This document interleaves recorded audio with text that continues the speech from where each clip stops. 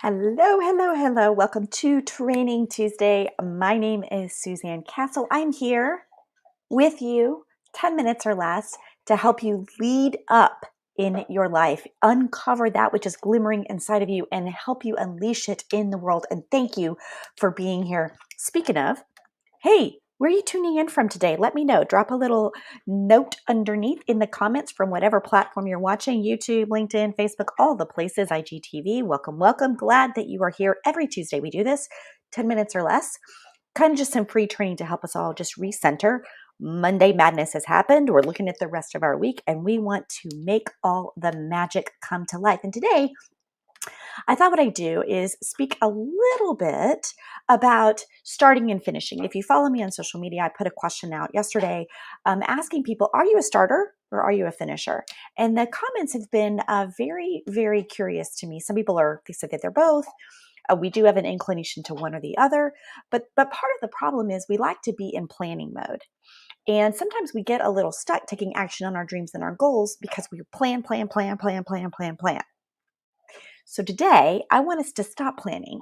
I want us to start doing so that we can achieve more. And that's what this Training Tuesday is all about. Let me know if you're feeling me here. Are you a starter or a finisher? Let me know in the comments below. Let me ask you a question. Do you have some aspirations that are beyond your current capabilities?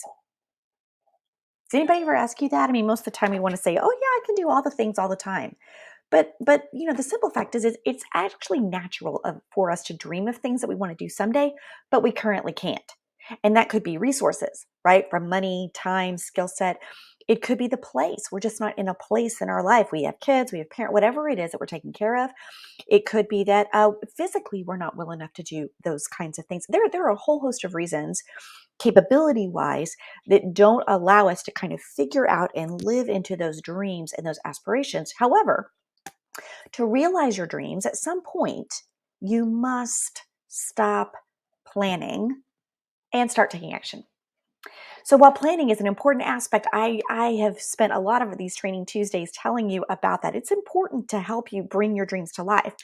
We do want to avoid spending and dedicating more time than is needed. That kind of, I've got to do this, I've got to do this. Like I have my list, right here that I do every single morning with my morning magic pages, right? And the problem is we get stuck in that mode and we just do it and we do it and we do it. And so an important part of that planning, that is important to bring those dreams to life, but we avoid dedicating more time to the mental preparation, right, than to action. So we're constantly thinking about it and thinking about it and thinking about it, and maybe we write it down. But then we're stuck in taking that action. The excuses pop up, etc. And if you spend your entire life planning for the future, my question to my clients is, well, when are you actually going to start living for your future? When you're in high school, you do have to plan, like, what do I have to do to get to college, right? Those are some things, but then you have to take action. You actually have to fill out the application. You have to go visit schools, right? When you are preparing to interview for a job, you do prepare. You don't just show up, right? You do have to think through those things and plan for those things. I get it, but then you do actually have to show up and do the interview. Do you see what I'm saying? So if you're stuck in planning mode all of the time, then you don't ever take action. So I've put together just 3 real quick strategies that I want you to think about to help you jumpstart your goal achieving action self. And I know that you can do it. I'd be curious to know which one of these you're most excited about. So the first one is that actions speak louder than words. Actions speak louder than words. You've probably heard this statement before, but I want us to just spend a moment considering the actual meaning of it. Taking action and achieving are more powerful than simply planning for the future. When we start to take steps in the right direction while we plan, instead of waiting for every detail of the plan to be complete, does that make sense? So we start taking steps, like I'm just going to show up here, or I'm going to network with this person, or I'm going to, besides just planning for a vacation, maybe I'm going to take an afternoon off that helps me get in that mindset. We don't just wait for every detail of the plan to be complete. So keep in mind that you can accomplish your goals as long as you're moving in a forward direction. And it may take some time, depending on how large, how big, how audacious your goal is, but moving forward will get you where you want to be, even if it's a teeny tiny baby step. So when you take action, regardless of how small, it actually moves you forward and your brain responds because it's like, oh, that wasn't so hard, or oh, I just did this. And the next time we're ready to take a step, I'm going to show up and help myself do that very thing. The second strategy then is to consider the language that you're using. This is really important. You've heard me talk a lot about how words matter, how we're internally talking to ourselves. Let me ask you a question. Which is more effective, do you think? I am going to lose weight or I am losing weight?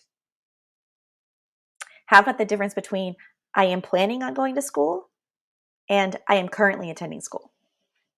You see, the differences in these statements, they have a profound impact on whether you're actually going somewhere or you're just thinking about it. So try this. Rather than saying, I am going to lose weight, which is something you could say for years and years and years without shedding a pound, take action to lose a little bit of weight and then say to yourself, hey, I have dropped or I have lost or I have released a pound and I'm still going. So I know I can do another one. I know it's a slight little subtle change, but I promise you that little subtle change, just like those baby steps and the forward action on the path of your goal getting, that little just kind of tweak that we have will really manifest inside of you in amazing ways. So consider the language that you're using. And my last tip for you today is something that we all know, but we rarely practice, and that is to break goals into smaller bites. So rather than carrying this kind of lengthy plan, this never ending to do list that takes you several years to fully realize because it's so big, it's so amazing, why not break your goals into smaller pieces that you can achieve one at a time? When you set goals, what I follow someone who says, "Oh, you need to have a 20-year plan and a 10-year plan," and that's great. But then COVID comes in, and I mean, week to week, we're just trying to figure out what to do, right? When you set goals too far in the future, it actually hampers your ability to take small steps in the right direction because it seems so big, and you're like, "I don't even have all the things that I want to do." So let's go back to our weight loss example. So, for example, let's say that you want to lose 100 pounds. Try setting goals to lose 1% of your body weight per week until you reach your final goal. Do you see? You're still moving in the right direction. You're setting yourself up for success. You are telling yourself, I am in the middle of losing weight rather than, oh, well, I haven't lost 100 pounds. By achieving several weight loss goals over a period of time, it helps you stay motivated rather than struggling endlessly for, oh my gosh, 100 pounds, which sounds big and huge, right? Because it is. So perhaps you want to achieve something over a period of time, such as our education example, graduating from college, right? Let's say you say you want to graduate from college in 4 years, right? In this case, you break your goals into quarters or maybe even into a semester. And it helps you feel a sense of success with your progress as you work towards that larger goal of graduating with a degree. We can use these same things. In fact, a lot of you watching today went to college or got an education in some way or certificate program. Go back to that, right? You've already done that. You know how to break it down. It's just that whatever's in front of you right now seems so huge and sometimes so undoable, but so needed that you just get paralyzed in there. So I don't want you to get in that space. Okay. So those are three little things. Actions speak louder than words. Consider the language you use and break your goals into smaller bites. Now, if you're having trouble doing that, I would love to support you. If you're a lady leader, head to SuzanneCastle.com and click Verve. I have an event coming up. Registration's closing. I only have a few seats left. And I'd love to do that because we're going to help you actually uncover your goal-getting persona. Did you know you have one? And I'm going to talk about that in a couple of weeks. But right now, if you need a resource, I have something for free for you. So head over to SuzanneCastle.com/free, and you're going to see the priority finder, and it will help you actually start doing what I'm talking about today, which is really take action in a systematized, productive way that's a smaller bite that will help you get success today. Hey, thanks for spending part of your Tuesday with me. I'm Suzanne Castle. I am so glad that you're here. If you missed the steps, go back and hit replay. Watch as much as you need to. Head over to SuzanneCastle.com. Let's get you back to successfully showing up for yourself, the people you serve, and the life you want to lead. I'll see you soon. Bye.